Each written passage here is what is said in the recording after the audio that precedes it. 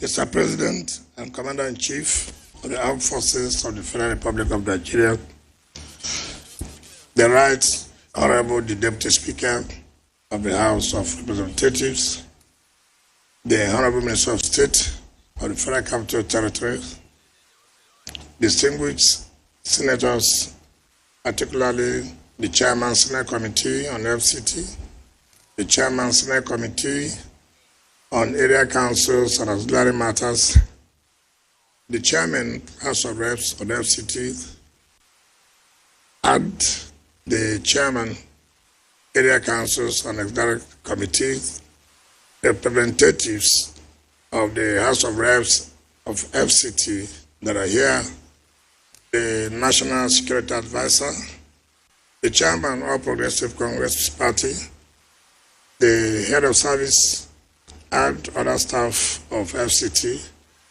the Managing Director of Gilmore, service commanders, members of other area council chairmen that are here, other leaders, gentlemen of the press, ladies and gentlemen. Your Excellency, let me, on behalf of the Federal Capital Territory Administration, once again, thank you for honoring our invitation. The MC had said that you have honored us 4 times. No, you have honored us 5 times. The presidency has honored us 5 times. And by the grace of God, it will be remaining 4 to the glory of God. To the glory of God. Because the people of Abuja are happy. Excellency, if not because of security, residents here would have wanted to come out and show how happy they are. Because at the end of the day, they are the ones that are going to benefit directly from this. Your Excellency, before I go on this infrastructure, so many people have forgotten that it is not only infrastructure that you have given hope to the people of Abuja, more importantly, structurally and administratively. If you are working with civil servants and they have no motivation, it will be difficult for you to achieve. They are ready to make sure that the files do not move. And if they move, it will not be moved on time. So we had a situation where it was difficult to work with the civil servants because they had no more hope. But in your political will, which you have always shown, you gave them back that hope. And that is why today, if we decide to do something, you see everybody working together to make sure that we achieve that. You change the narrative of the workers. Today, they no longer run to the Federal Civil Service Commission on their own. They get promoted on their own. Today, most of them have never dreamt in their life that they will ever get to the peak of their career. That is very, very important. Not just the infrastructure every day. So if you permit me, I don't know those beneficiaries, the permanent secretaries, I don't know where they are here. Come out, so that you come out. You are the beneficiary, come out. You are supposed to be the agent of Renew Hope, but come out. Both women, both men, everyone. Face you and take a bow before Mr. President, the lucky ones. Your Excellency, these are the first sort of permanent secretaries that you made. Head of service, are you not the permanent secretary? And that is their head of service. Your Excellency, these are the technical team now that we have. So I want to sincerely thank you. Now, most of them have been going to churches and mosques. They have been praying now that God should help them to be head of service. But it was not there before. For them to be head of service, it was not available. But now you have made it available. I know some of their pastors who have been praying for them. So I also told them that they should pray for me to recommend them to you. That is also very important. Your Excellency, This road was awarded in 2020. In fact, this is the fastest. It was awarded 2020, not the one that was awarded 15 years ago, 16 years ago. It was awarded 2020 at the cost of 30.6 billion. And luckily, this is the one that we have never had variation.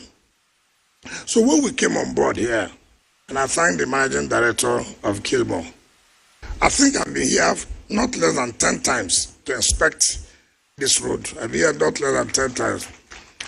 What touches me was there was one old man, either an Indian or Lebanese, not around almost 90 years.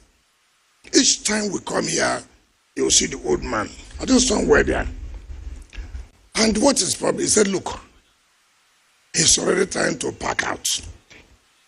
That he doesn't know whether really we are sure that we are going to complete this road. He has a business center, about 3-4 floors, a front there. Each time we come here, the man will come out. He said, are you sure this road will be completed? I said, well, when you go back to India, pray for us. We believe that we will do it. And Your Excellency, other people, in fact, you see Keke Napep. I have told the years, sometimes it is good to bring the pictorial picture of what was, so people can appreciate it. Now the road is done. Nobody would know how it was. So I've told him that next time you should be able to show the pictorial so that people understand, appreciate what you have been able to do. And I believe by the grace of God that people here will appreciate. In fact, I don't want to talk politics now, but I do know it will be difficult. It will be difficult for anybody to challenge you in FCT. It will be very, very difficult. Very, very difficult. Well, I dare say so, because the facts are there. The things are there. It's not about theory now. It's about the reality. You say you will do this. Have you done it? Yes. You say you will do this. Have you done it? Yes. So what are we talking about again? So I sincerely thank you. And I want to plead with you. One of the things you have also done is to encourage people who have done well, who have excelled in their own way. And when you do that, you encourage other people too, that tomorrow the government will also recognize me, that having done well, that they may say, okay, tomorrow name this after me. It's not when somebody dies that we remember his contribution. It's good when somebody is alive who has contributed, who has made this country happy. Recognize him than waiting for when he dies. A dead man does not know what happens. So I will appeal with you that let us recognize one of our own to name this road after him, who has done well, the only Nobel laureate we have that has made Nigeria proud in the world. I recommend that this road should be named Wole Soyinka Way.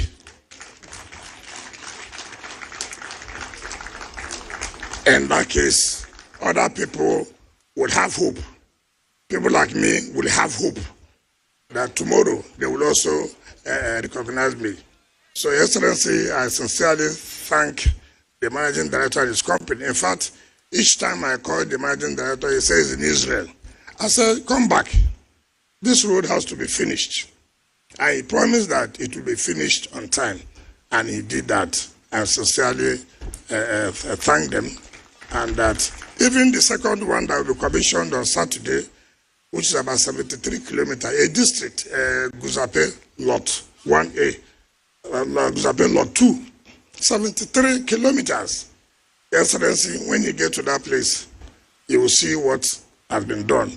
To do a district for 73 kilometers with all the engineering infrastructure is wonderful. So many people I know will soon like to go and live in that area, which is even better than Asokoro and some of these people. So I commend them and I want to appreciate them. All the mandate secretaries who they are tools, they don't know what to do. But when they hear I'm coming, there's a problem. If I say, oh, this road has not been done, who is in charge? Of course, you know that there will be consequences if the work is not done.